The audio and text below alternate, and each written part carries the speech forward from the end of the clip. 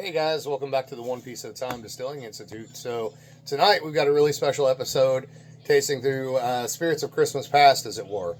Really good friend of mine, Kurt, who I met down at Mount Vernon, not this past year, but the year before, who is a collector, admirer, and generous sharer of vintage whiskeys, specifically pre-prohibition, has sent me some samples. I've been sworn to secrecy not to say his last name because people don't need to be barking up his tree for samples or anything of that nature. What I will say is Kurt is a very, very good friend of mine, a wonderful gentleman. I love talking to him. I love learning from him. He has an insane collection, and he's willing to share that specifically sometimes with distillers that he meets that he thinks that it might benefit, right? People who, like myself, who are interested in the way that vintage spirits were made, etc. So I'm here joined, of course, with my wife, Kimberly. Kim has never done a historic vintage spirits tasting before, right? Right. So it's also a little bit of a crossover episode between One Piece at a Time Distilling Institute and If you have ghosts, you have everything. Yes. So we've already tried to record this video one time, and I didn't quite have my pacing right, so I'm starting over here. So we have two of these tastings to do. We're going to do one tonight, one some other night. But it's very special to have these spirits, these pre-prohibition spirits in particular, gathered here in our house on the evening of Christmas. It's very rare to get to taste anything pre-prohibition. It's always a pleasure to get to taste that sort of stuff. I will say sometimes weird things happens with vintage whiskey, just like it does with modern whiskey. And it could be going all the way back to production. There could have been weird things going on in distillery, strange things in maturation, or it could be literally the grandma's closet mothball effect. So depending on how these whiskeys are stored, you got to bear in mind that they all had wooden corks, right? So they're going to lose proof, gain proof, evaporate in the bottle. Grandma throws some mothballs in the closet, it's going to pick up that weird smell. Any of those strange things can affect whiskey. Now with Kurt's stuff, more often than not, I'm actually getting really good high quality stuff that is very worthwhile that we learn a lot from. And even in instances where we know that there may be something going on with the bottle, there's still always something to learn from that I can apply to my trade, which is the case with the fifth sample we have here tonight. It's labeled as an apricot brandy called the Prince of Orange, but it's actually an apricot liqueur. And Kurt brought it specifically to Mount Vernon this past November to show me, and it gave me the idea of how to recreate these old cordials in the same way that they were being created in the mid-1850s in Europe. And in fact, we are doing that at Old Homestead Distillery with now a peach liqueur or a peach brandy liqueur. So all that being said, so the first sample that we have up tonight that we've already poured into our glass, it is already very, very aromatic. It's been opening up since we stopped the last video to start the new one. And we are also getting ready for Christmas Eve supper here. Weird noises and pressure cooker beeping and everything else. Yeah, all kinds of weirdness, domestic weirdness. But what we have is Melon Overholt Rye. And you will notice that it does not say Old Overholt because Old did not become part of the name until later on. I have written a little bit of a thing that I'll read you about the history of Old Overholt here in just a second. This is a very, very special piece. Very special whiskey here, not only because it's Pennsylvania, and I'm a huge Pennsylvania fan, a huge fan of Pennsylvania's history, a huge fan of its future, Liberty Pole, Stolen Wolf, etc. Pennsylvania does not get the respect that it should historically or in modern terms in distillation, but I hope to see that change, and I'm able to contribute to that to some degree now with my friends Aviana and Eric at Stolen Wolf Distillery, where we also are launching the Wolf and Wilson brand of rye whiskey. So going into Old Overholt here, just a few little notes that I wrote down for you guys. So in 1810, Abraham Overholt, who was a Mennonite, settled in West Overton Village, where he bought a farm and actually inherited a log distillery. Originally, he was producing Old Farm Pure Rye at his West Overton distillery. In 1860, Abraham's son Jacob built a new distillery with his cousin Henry, which Abraham actually financed. This was built at Broadford, which is where this came from. And the next one we're going to get into, which is a Old Overholt 1911. Both came from Broadford. Built at Broadford and was where the first whiskey using the Overholt name in 1888 was actually distilled, bottled, and sold. Abraham's grandson, Henry Clay Frick, was the last family member to own the operations. He died in 1919 and handed the business to his friend, Andrew Mellon, who was later appointed President Warren G. Harding's Secretary of the Treasury. Mellon then granted the Broadford Distillery a license to sell medicinal whiskey. How convenient for him. He actually had a lot of pressure put on him to sell that business and sold it to a New York grocer, Park and Tilford in 1925, who then sold it to National Distilling in 1932, who produced it until 1987, using stocks from Broadford and the large distilleries up until the 1950s, I believe. And then it was probably moved to Kentucky for production after that and made into a barely legal rye. A barely legal rye would be 51% rye, as opposed to, presumably, I would suspect, and I'm probably going to get this wrong, and Laura will kill me, but anyways, I presume these are probably 80-20, so 80 rye, 20 malt rye, or at least 80 rye, 10 malt, 10 rye malt. But until the 1950s, in 1987, Beam bought the brand, moved it to Kentucky, and like I said, turned it into a barely legal rye. So this came from the actual Mellon collection. So the Mellon family, preparing for Prohibition, as one would do at the time, actually stockpiled huge amounts of old Overholt rye in their cellar. And so a lot of these examples of this pre-pro old Overholt rye, or Overholt rye in general, are actually from that collection. They are in the market. They are crazy expensive. I've seen reports of 1.5 ounce pours going for $1,200 a piece on some of the bottles. I think 1909 is the common one that people happen to see. So it's a very expensive, very beloved whiskey, representation of what Pennsylvania was and what Pennsylvania can, and I think will be again. So very special to get to taste this. So what was that aroma when we poured this? There was a huge. I got like. You go ahead. If you're expecting like intellectual tasting notes from me, you're not going to get it. I'm a cook, and I equate everything that I taste in whiskey or brandy or whatever to things I cook, have cooked, or have eaten. So when I opened this, what I smelled late summer when Aunt Jean, my great aunt, she used to babysit all the kids that's parents worked down at the factory. When she would have overripe apples, she would make applesauce, but very specifically red hot applesauce with vanilla in it. Like a little, yeah, okay. Well, that is what I smell. Because I got, like, my initial, whenever we poured it in the glass, I initially got, like, raisin and prune. Like, a lot of that raisin and prune. But I could see, like, oxidized apple for sure being a part of it. But it's funny going to the nose, too, because as a distiller, and this is where Kim and I talk a little differently, I can still smell the malt in this. The malt is still way at the forefront. Which is interesting for something as old as what this is to have held onto that volatile component. I don't know if you pick up on any of that or not, but there definitely is like a little bit of that like Boston Red Hot, and I hate to even say that because you might have planted it there on me, but there and I don't like to say that rye is hot or spicy at all. But there's like that a sharp little red hot. Yeah. Like, this time of year you would get a bag of red hots and you just eat them out of hand. Mm-hmm. Or like that big red chewing gum kind of cinnamon, that like super spicy, not hot, but spicy with the apple and the vanilla, but specifically overripe apple sauce that's been cooking for 2 or 3 hours on the stove. There is a lot of that dried stone fruit still there, and I also get like a little persimmon pudding note off of it. Some of that kind of vanilla persimmon sort of characteristic. Kind of a little astringent. Yeah, I can see that. And I know it seems weird to liken astringent to a smell, but if you know persimmon, you know the smell.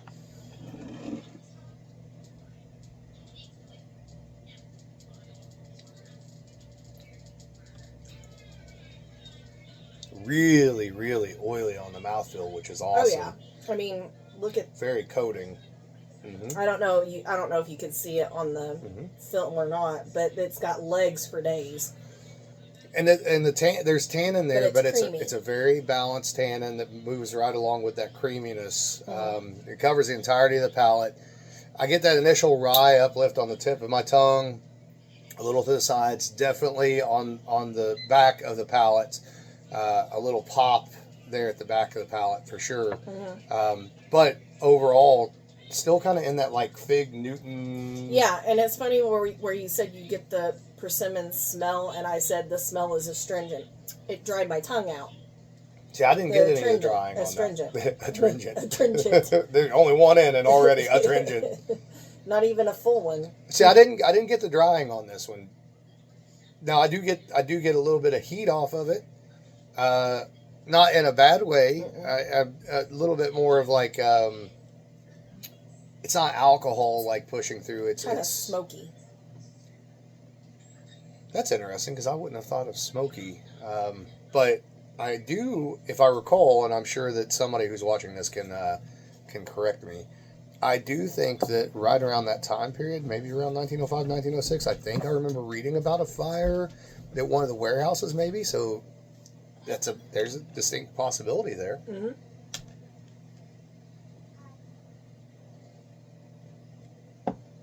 I would suspect by that mouthfeel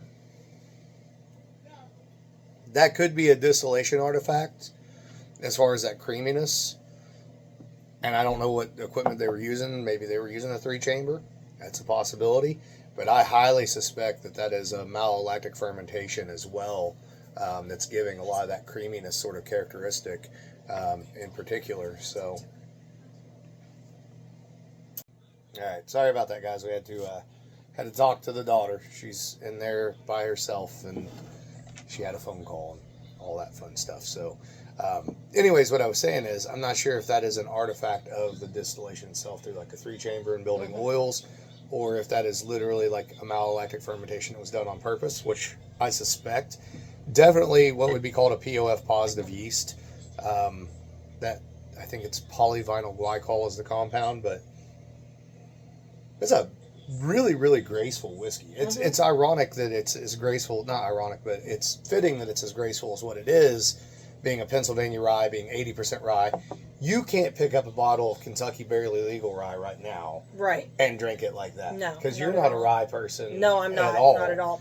And when I say it's creamy, like it doesn't just coat the tongue; it coats the throat all the way down. Mm-hmm. It's very. It's thick. That's the word for it. Viscous. It's thick. It is an absolutely beautiful whiskey. I would have loved to have tasted this when it was just a little younger in the bottle to see if some more of that, some of that sort of Boston baked bean, sort of cinnamon, Ceylon cinnamon character. You mean the Red Hots? Yeah, Red Hot. Yeah. Boston baked beans are something different. Yeah, sorry, whatever. The Red Hots, to see if that would have came a little bit more to the forefront when it was a little bit younger. But that is an absolutely beautiful and graceful whiskey. And what a blessing it is to get to taste something from somebody's private collection. Right. From the Mellon private collection from 1905. Mm-hmm. Right? This is why Pennsylvania was a big deal. I mean, this whiskey still tastes like this. How many years later is that now? It's 100 in 2005, so almost 120-year-old whiskey. Mm-hmm. Right? Yeah. Yeah. And it still tastes like that. That's awesome. Mm-hmm. Very cool. All right, so make sure I'm not going to waste any of that. Well, I saw that you dripped like 3 little drops. I thought about licking the table. Do you want me to rinse the glasses? We should have some water here. We can do that with.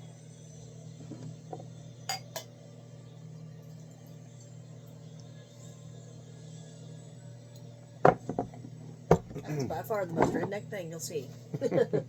All right, so next up is a Old Overholt rye distilled in 1911. This is a bottled and bond, so we know it's at least 4 years old and was originally bottled at 100 proof. It's actually been measured again at 101 proof. The other thing I should mention about, I don't know if this was part of the Mellon collection or not. I know the other one was.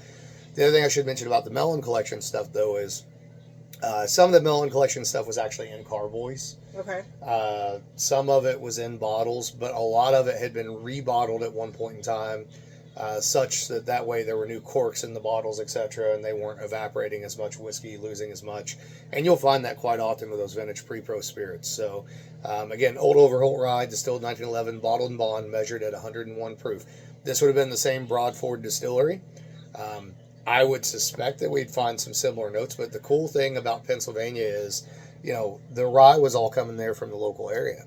And so in ways that distilling is forgotten and lost, even though these were, somewhat bigger distilleries, obviously, they were still kind of farm distilleries. Mm-hmm. So the rye crop from year to year is going to be a little bit different.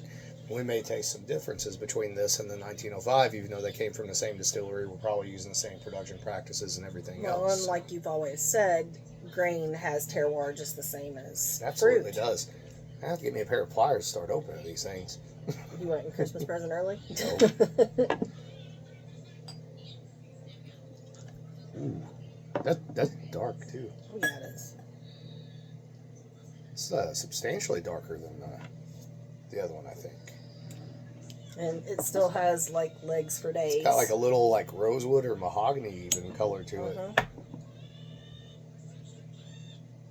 It's heavier on the vanilla than the... It's interesting because I didn't get when you poured the first one, and they didn't get it on camera because we had to start recording again. When you poured the first one over here, I could smell it immediately. This one, I didn't get that volatility off of it. Right. Now that's... It's heavier vanilla than spice. That leans on like Maduro cigar sort of notes. Like... There is a little bit that vanilla's there, but it's like a custard. Well, I was gonna say I do get a little bit of the nail polish remover, a little bit, just a little bit of acetone. See, I don't get any acetone off of that.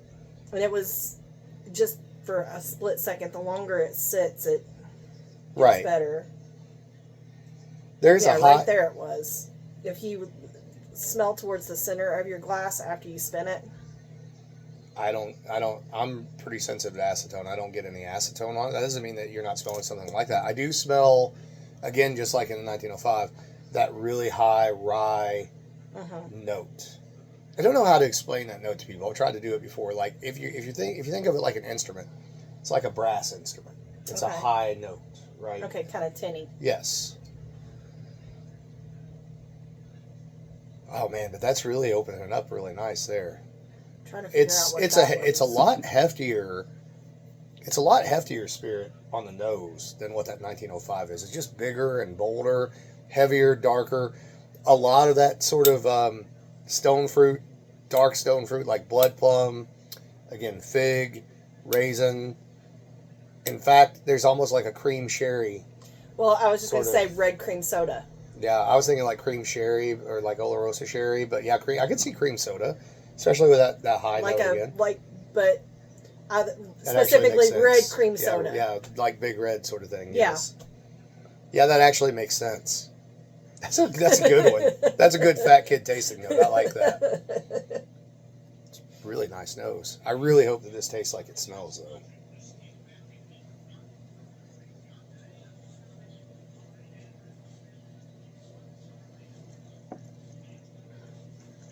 It's a lot more on the rye. Like a lot more. Like I feel like I tasted it and just bit into a peppercorn. Don't do the pepper rye thing, but I know what you're saying, yes. So for me, I don't get that really beautiful, graceful entry. Like the creaminess, still 1,000,000% is there. Oh yeah. Like it's just as coating as the 1905 was. The 1905 had this really beautiful entrance where there was a high note on the tip of your tongue and then sort of moved to the sides. For me, the entrance on this, like initially, kind of a duller entrance. Sweet, not a lot going on, not a lot at the sides, but then like you said, that rye comes in mid-palate. And for me, it's not black peppercorn or anything like that. It's just that rye sort of heft. That rye I got on the very front of my mouth, and then it just spread out, and that's all I could taste. Interesting, because it didn't do that for me. This is a really interesting one too. And in some ways, I like it better than the 1905, and in some ways, I don't like it as much. If it had that graceful entry, it's sour across the middle palate, all the way across. Like to the point that my mouth puckered like if I were eating sour candy. It's also fun to do this with you too because you're not a rye person at all. And I love rye. It's not a sour note that I get though. It's blood plum. It's like that, or even like the Asian, like the khaki persimmons. Back to the persimmon pudding thing. Like those khaki persimmons have that same. It dries you out, but it puckers. It's more of a pucker. This one definitely.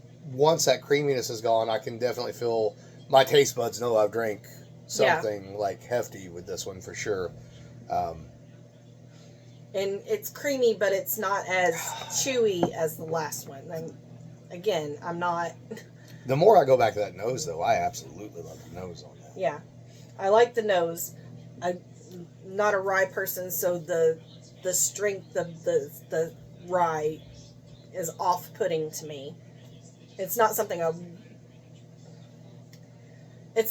would go to first hand because of the strength of the rye. Nothing against rye, it's just not my jam. There is a cedar note on that too, on the nose, and some of that astringency, almost like a resinous sort of thing. Like some people might call it like cedar box. I think of it more like when I go out and I'm cutting cedar to make stone beer or roots, or when I'm cutting cedar for our Christmas wreath, that sort of thing.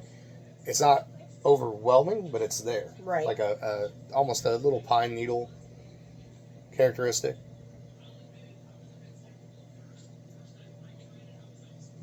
How cool is it, though, that you were flat drinking a rye from Pennsylvania from 1911? If you don't want to drink that, I will drink it. I'm going to... It took my breath away. That one got you, huh? It got me. Are you having fun, though, so far? Yeah. You feel like you're learning a lot? Mm-hmm.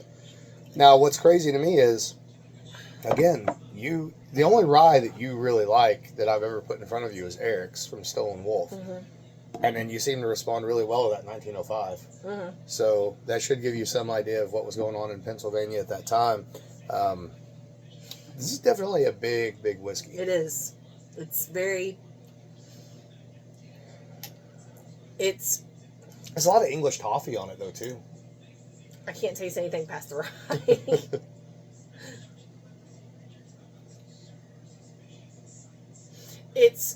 So I also, in terms of describing a taste, I say chewy. In the last one, I say chewy because it was thick, right? This one, it's chewy because it's a meatier. It's unctuous, yeah. Yeah, it's a meatier whiskey. Like, I wonder if maybe what you're getting, and I think so like the meteor sort of thing, that unctuous sort of characteristic. I also mentioned that for me the entrance wasn't quite as bright. You mentioned that sort of sour note. That could also go back to production. That could go to fermentation and distillation in particular. Let's say if they were running a worm and they were running a little hot, they're not getting as much vapor in contact with copper. If they're running a POF positive yeast and they've stressed that yeast ending depending on time of the year that they're actually in production, they produce a lot more of those H2S, SO2, those sulfur notes. And with a worm, you're not able to clean up as much of that. So in Scotch, for example, they'll often say that Scotch that's produced with a worm is meatier. It's because those sulfur notes are a little bit more present. yeah, Which would also explain some of the heat that you're maybe getting. right. And also, too, for me, I don't pick up on as much of that generally up front, but that's also because I'm so used to people sending home distilling samples for damn distiller's talk or whatever that I'm used to that. Right. You've had some really good ones and some not so really good ones.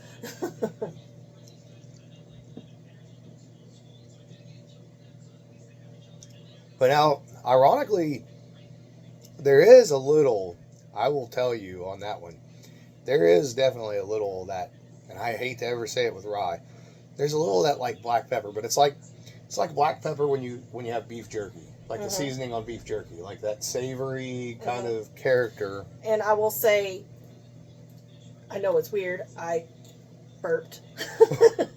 I got the raisin on the burp. It's so classy. So classy. Just, It's okay. All right, you ready for the next one? You want to rinse? yeah. Okay. I'll have to get some more water in a minute. Kurt, I hope you're enjoying the tasting notes here, man, because it's enjoyable for me. I really appreciate this greatly, and thank you so much for helping continue our education. Yes. All right, so this is 1940 Old Overholt cask strength. I happen to know that Laura is a huge fan of this one in particular. So this is 6.5 years old and was distilled at the large distillery. So the large distillery was a distillery having roots to some degree in the distillation industry in Pennsylvania, going all the way back to the Revolutionary War. By the 1940s, post-prohibition, it is owned by national distillers. They are producing Old Overholt at that time, essentially from stocks from both the previous distillery, the Broadford that we've tasted the 2 products from now, and from the large distillery. And they do this from those stocks up until, I think, the 1950s, from what I understand. And then at some point, it sounds like production moved to Kentucky. And also, I read somewhere that there was a third, potentially unknown Pennsylvania distillery that was actually making stocks for them at that time, too. I'm sure Laura would know the answer to that for sure. Laura from the Fields Foundation, who reintroduced Rosenrye, by the way, guys. She's a fantastic Pennsylvania distilling historian. Not just Pennsylvania, she does everywhere, but Pennsylvania is where her heart is for sure. So she knows far more about all these brands than I will ever know.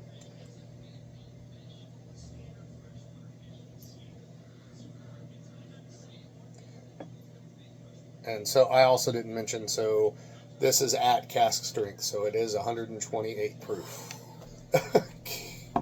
You'll be okay.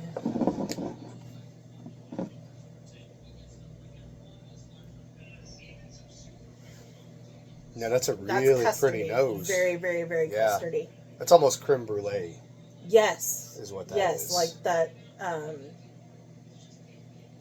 caramelized sugar with cream. There's a little like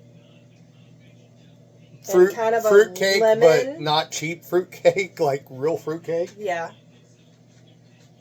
Yeah, there's definitely citrus on there. Or something like that, yeah. Or like your fruit cocktail cake, that sort of thing. Mm-hmm. Yeah, with the white sauce.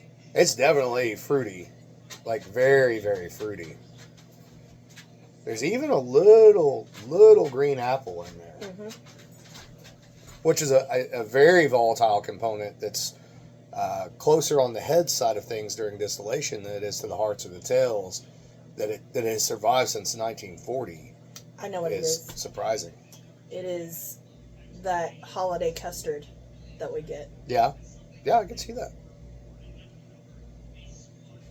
And for being or maybe even eggnog, either way, because it kind of has that kind of egg custard. Well, for being at 128, I just dived my nose into this Glencairn. And it didn't burn. There's no alcohol burn.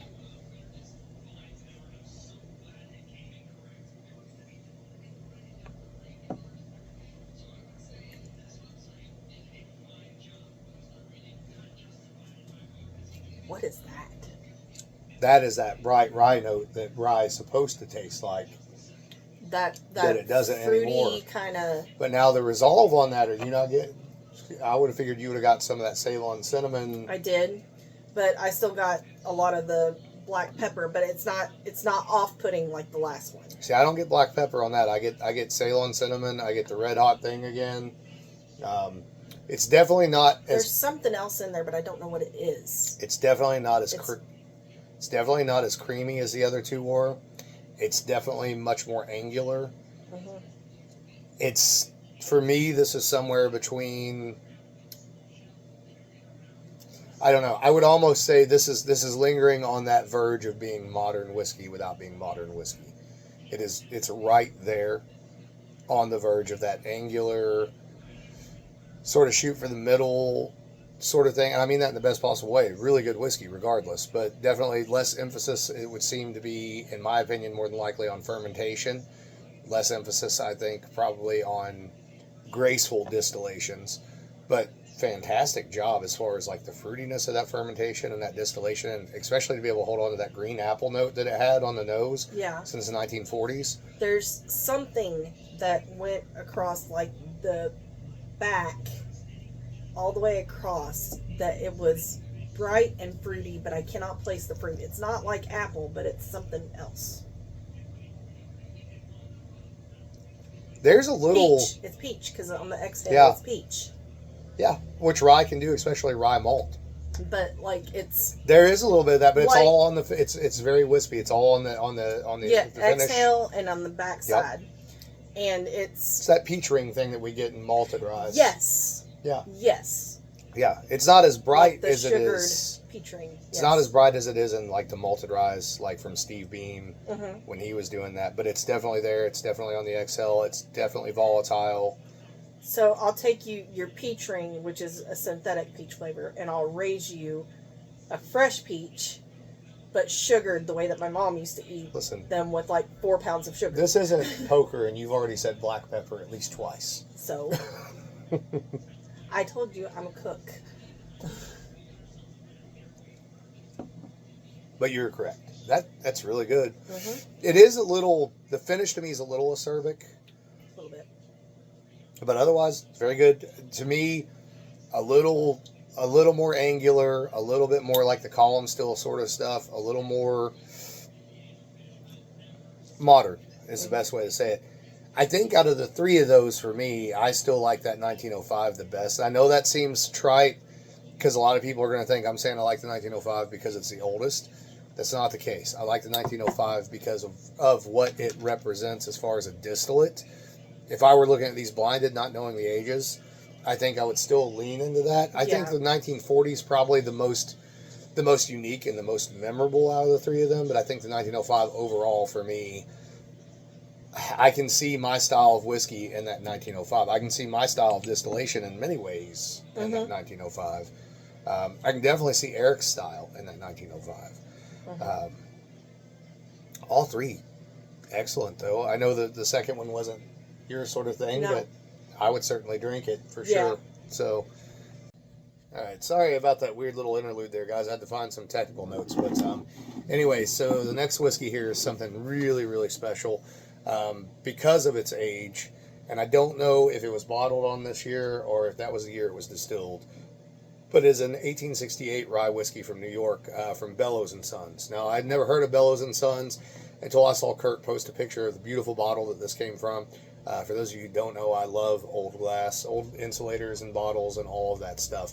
This is at a low proof. It's at 78 proof, but that doesn't matter. It doesn't even matter what this tastes like. The fact that this is from 1868 is really special. There are two bottles of whiskey, one in this tasting we're doing tonight and one that'll be in the next tasting. The one from the next tasting is 1867. This is 1868. That I would love to have had the opportunity to taste with my brother Barry Grover, who used to be a part of Hell's Half Acre. Barry passed away, unfortunately, this past year. But we are going to take a little bit of both these whiskeys to go visit him with. He loved the Civil War, pre-Civil War, and post-Civil War just the same as I did. My understanding is Bellows Sons up in New York, they were basically a liquor firm. So I don't think they were doing any distilling of their own. Feel free to correct me if I'm wrong on that. But I suspect that these are merchant whiskeys basically that are being bought in, blended, and bottled and sold through his liquor firm. It sounds like they were doing a lot of wine selling, a lot of whiskey selling, whiskey blending, including Scotch whiskey, etc. But this is an 1868 rye whiskey. I'm presuming that rye probably came from Pennsylvania, but I don't know. I might have to reach out to Kurt and find out. And if I do find out anything else on it, I'll update you guys when we do the next tasting. But really excited to see what's going on with this bottle and just to be able to taste something. The fact that there is still whiskey around from 1868 is pretty damn cool. Feel a little bit like Thomas Durant. Build my railroad, Bohannon. Build my railroad, Bohannon. No, you haven't drank in a while. You're a little red. I'm a lot red. I am wishing I had on a hat instead of my beanie. How dark that is. It is. It's very dark. Mm-hmm. And again, it's only 78 proof, so.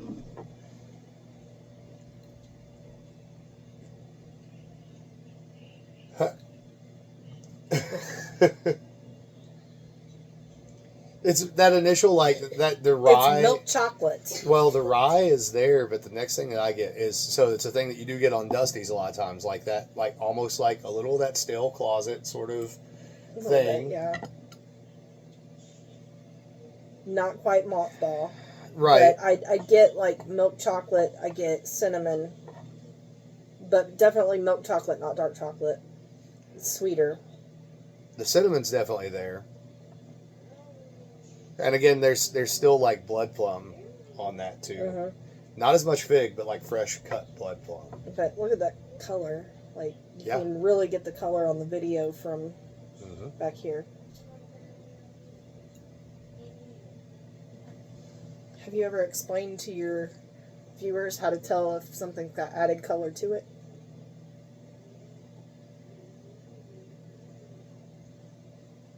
No, but I will at some point. I'm really interested to see. You can tell it's low proof. You can tell that it's definitely, it is on the verge of. And I don't use notes that are not food related, but I definitely get freaking shoe leather on that. Well, it's definitely in that stage where it's gone downhill a bit. Like, you can still see what this once was, and the positive sides of that, but it's definitely on a stage where it's sort of going downhill a bit, and that's what seems to happen with some of these vintage whiskeys. That tannic note moves much more forward, the volatile things start to fall off. But you know what? It's not For bad. 1868, that's not bad at all. I have tasted far worse. The rye is not as bright. No, but it's still aromatically, it's still there. What is the aftertaste? Because it falls flat on the back side, but there's a very... If I was blinding that, and I don't know if you remember this or not, if I was blinding that and I didn't know that was a rye, I would swear that was a Colombard brandy. Like the Colombard we distilled at Copper and Kings. Like, it has that same mineral characteristic that Colombard has, that fruity sort of stone fruit leaning into sweet tobacco characteristic, but it definitely has that dusty. That's the first one of these really had that dusty sort of note to it. That taste, after rinsing my mouth with water, I got the, like, old closet smells like grandma's house. Right. Like the room that not the room that she hoards everything in, but the room that stays closed up most of the time. Yeah, the one, or like the cabinet where everything gets put that no one's opened in 15 years. See, I don't get that. Like, my grandma, her front porch was enclosed, but it had like a door to the inside and a door to the outside. And when you would open that door, you would get like all the like trinkets that have been sitting there forever, and kind of blankets that have been wrapped in plastic for years and years and years and years. You get like that closed up room. Yeah. Or like the other thing. If that was a taste, that's what that would taste like. The other thing that I always think of when I get those that have that, and this doesn't really have it all that bad. It has it. No, it's not. It's drinkable, 100%. Yeah, I've had some that have had it really bad. Sometimes what I think of is like, and I don't know if you'd be familiar with it or not, and I'm probably not using the right word here. I think it's linenol is what it's called, but it's like when old books, like when you open an old book. Yes. That smell, and it's oftentimes like if you're really somewhere like the old Pekin Historical Society like this, and sometimes the Stevens Museums like this. Library. You can worse, because it's been setting even longer. You actually can almost get a taste. Yeah. With it. Yeah, no, I get it. And then off to this side, and I know it's weird to specifically say a specific side, but when you swallow after you've swallowed, you get the raisin, but it's like sun-dried, not the yellow ones, the purple ones. Sun-dried raisins, like the little mini boxes. Right. So I've been transported back to like 1989, my grandma's back porch trick-or-treating, and getting 3 or 4 of those boxes of raisins. Yeah, I'll have to take a little bit of that to visit Barry and our other friend Tony, who passed away as well. It's pretty special to get to try something from 1868. Very few people ever get to do that. And to still be able to see what it is, what it was, etc. It's interesting because if those guys weren't distilling and they're buying things in, they're either selling it, bottling it, selling it, blending it, selling it, etc. I don't feel, could be wrong, I don't feel like that's a rectified whiskey. I don't feel like they've necessarily, if they've added anything to that, it's not very much at all. It's not enough to hurt anything or push it in any weird direction.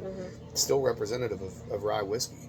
So, pretty damn good. It is. For all things considered. Right. For now, how many? Well, 18. I can't math right now. So, so we got one more to go here. And I will just fair warn you ahead of time, this one is funky. So Kurt brought this to Mount Vernon to let me try it. It is, man, I can't remember the year on it. I know it was mid 1800s. I'll have to ask Kurt what year it was, but I think it was maybe even the 1850s. I don't know. I may not have been that old. I don't remember. I'll have to ask him. But it is a Dutch apricot brandy, quote unquote, called the Prince of Orange. It's, let's see, alcohol contents, 25/32 of a quart. I don't even remember if it had a proof on it, product of Holland, etc. But what these basically were brandies distilled from the fruit that they're named after, or sometimes they might have been like neutral grain spirits produced and then flavored with sugar and then typically the juice of the fruit that the brandy is going to be. Now, I was originally of the impression, and you'll be of the impression too, that maybe they used cherry juice for this, even though it was an apricot brandy because of the color. Mm-hmm. But after playing around with oxidizing some peach juice for reproducing something like this at Old Homestead, peach juice will actually go almost black when it's oxidized. So I suspect that this is an apricot brandy that was sweetened with apricot juice and sugar. I'm going to tell you ahead of time, you're not going to taste any of that.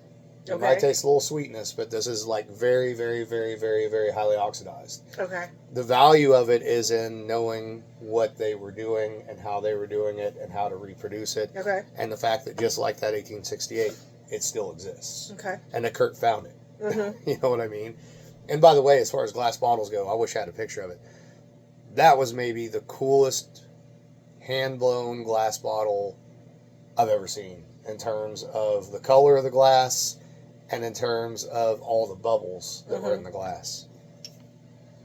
Well, this one's going to be fun to open because it's sweet, so... It's crunchy on the inside. Yeah. That one don't want to come off there at all. Okay, we finally got it. We had to go find pliers, but we got it open. So. We were having minor technical difficulties. Yes. All right, so here we go. You can see it is syrupy, and it is scissor. It is dark, and that's because it's oxidized. It's probably only actually setting at about maybe 35 bricks or so. It's probably a simple 1-to-1 syrup. So one part juice by volume to 1 part sugar by weight, essentially. Thick. Like, it hit the bottom of that cup, and you know how when you pour syrup, it goes... Well, that's what liqueurs do. That's what cordials do. And again, you're not going to get much of the apricot or anything like that off of it. And you can watch it swirl. Mm-hmm. See, there's still a little fruit there, though, surprisingly. Mm-hmm. And you've tasted the peach that I've done and smelled it. You can still see what this once was. Yeah. And it definitely was a brandy, an apricot brandy base. There's no doubt. Like, this was not neutral grain in any way, shape, or form. Or anything, or whiskey or anything like that was flavored to taste like brandy. This was an apricot brandy that they added apricot juice and sugar to. And it's not off-putting for being oxidized. No. Surprisingly, there's more flavor there than I remember at Mount Vernon. Mm-hmm. It's definitely oxidized. Yeah. But it's still there. Yeah. It is. And